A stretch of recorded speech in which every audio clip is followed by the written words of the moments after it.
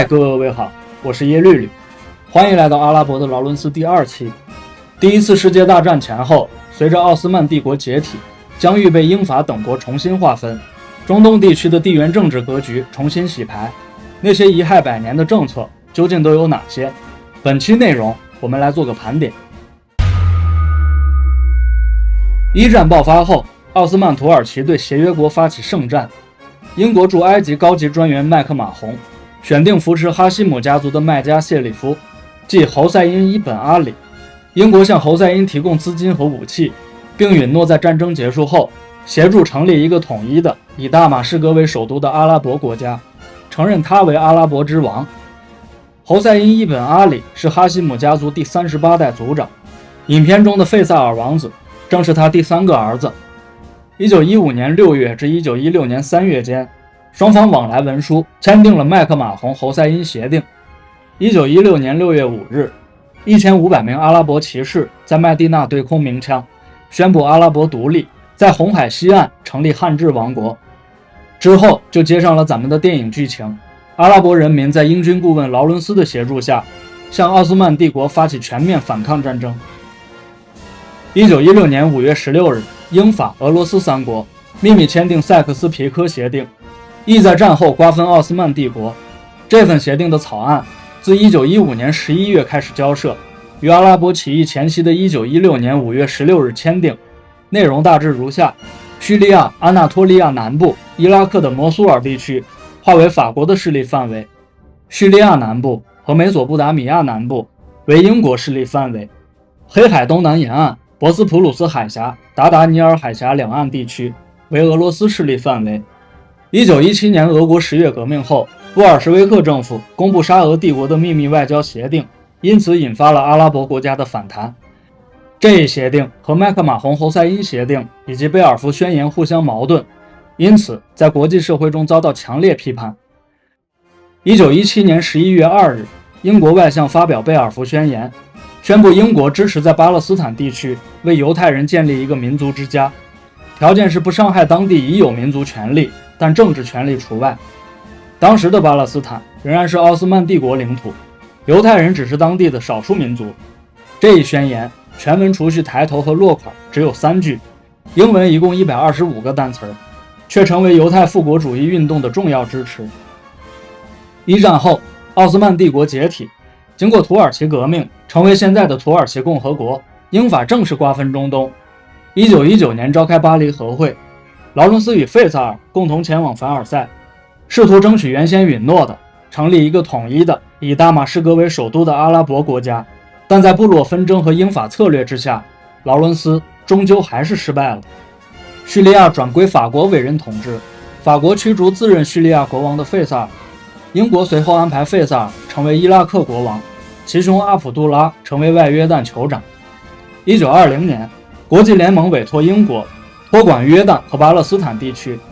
侯赛因创建的汉治王国后被内治苏丹国战胜吞并，成为现代沙特阿拉伯的前身。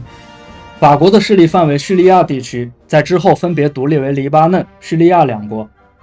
英国的势力范围在之后独立为伊拉克、科威特等国家。中东大部分国境线为人工划定，而非自然国境线。这种人为划界、凭空建国的方式，造就了无数战争冲突，持续了100年，仍在继续。通过对地缘政治背景的梳理，可以发现帝国主义在瓜分中东的过程中，并未考虑中东各国的民族和宗教认同。比如巴以地区至今战火纷飞，就是以民族宗教冲突为核心的领土争端。一切的一切要从诺亚的子孙亚伯拉罕说起。传说他是3大圣教的先知，是神选中的那个男人，同时他也是希伯来人、阿拉伯人和闪米特人的共同祖先。接下来我们先从最古老的犹太教说起。据犹太教经典塔纳赫记载，耶和华吩咐亚伯拉罕离开故土前往迦南，按照他的方式生活，并向亚伯拉罕应许赐迦南一带的土地与他的后人。亚伯拉罕的子孙雅各因为和天使摔跤得名以色列，以色列意为和神竞争的人，也是现代以色列国名的出处。后来迦南地区发生大饥荒，以色列带领族人前往埃及避难，结果在埃及被奴役数百年。大约公元前1500年，摩西领导以色列人出埃及，经过40年的荒漠流浪，最终才重返迦南，这就是著名的出埃及记。影片中的劳伦斯拿下亚喀巴，要第一时间报告开罗，可惜电报机损坏。正是摩西的故事指引了他，骑着骆驼穿越西奈半岛。重回迦南的以色列人先后被亚述帝国和古巴比伦征服，最终只剩一支犹大部落，后被称为更具体的犹太人。公元前1世纪，犹太地区成为罗马帝国行省。公元70年，罗马军队摧毁第二圣殿，犹太人再次被流放。流放原因是基督教的出现。根据新约圣经记载，犹太人迫害基督徒且杀害耶稣基督。其实早年的基督徒也是犹太人，后来使徒圣保罗等人把基督教传至罗马帝国，基督徒迅速在帝国蔓延，最终远多于犹太人。时间来到中世纪，犹太人在欧洲、北非和中东形成各种各样的社区，但他们也经常遭受迫害，尤其是十字军东征和西班牙驱逐犹太人。劳伦斯在牛津大学的毕业论文正是这段历史背景。有关中世纪十字军东征与穆斯林世界争夺耶路撒冷的故事，我在《天国王朝》那些影片做了详细介绍，有兴趣的话欢迎观看。犹太人流亡近千年，直到19世纪末，犹太复国主义运动兴起，他呼吁犹太人重返巴勒斯坦，并建立自己的国家。前面所说的贝尔福宣言就是这一运动的重要成果。在经过一连串的争取和挫折，以及纳粹德国对犹太人的大屠杀，以色列独立宣言于1948年5月14日发布，现代以色列正式建国。伊斯兰教诞生于公元610年，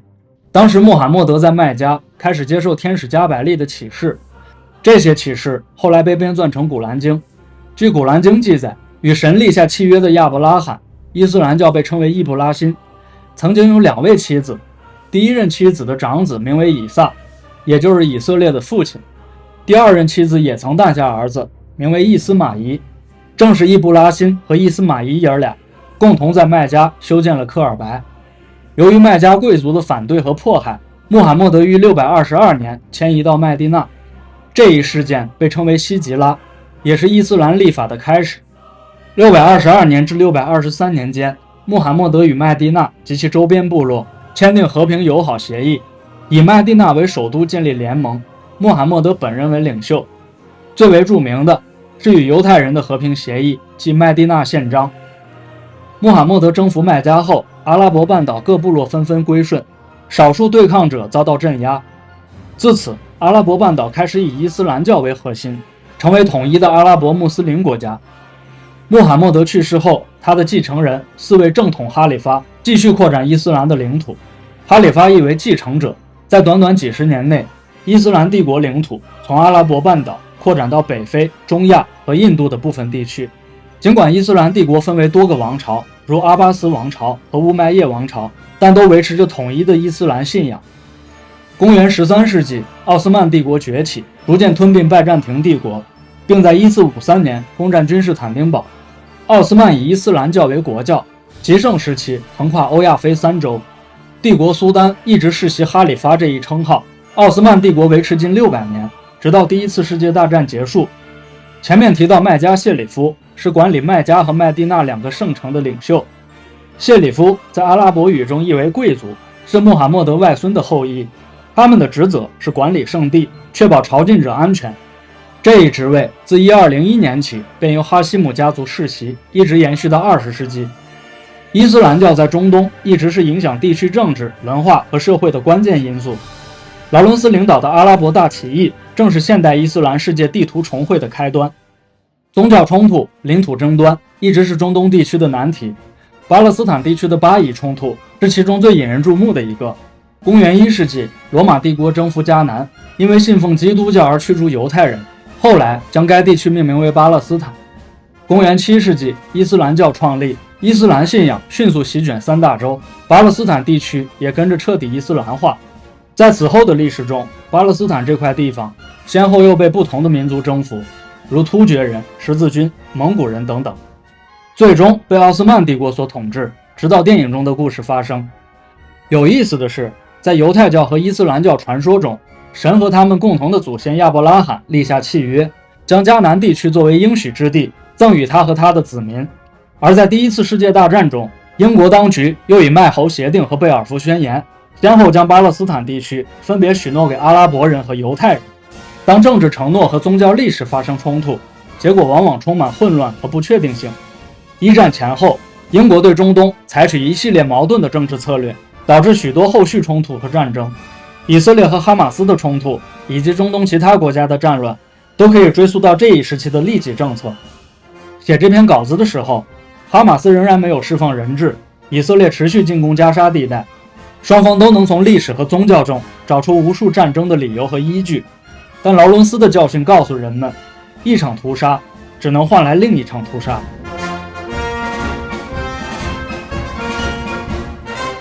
感谢收看今天的节目，我是耶律律。如果喜欢这支影片，欢迎点赞留言，一起成为看片艺术家。我们劳伦斯第3期再见。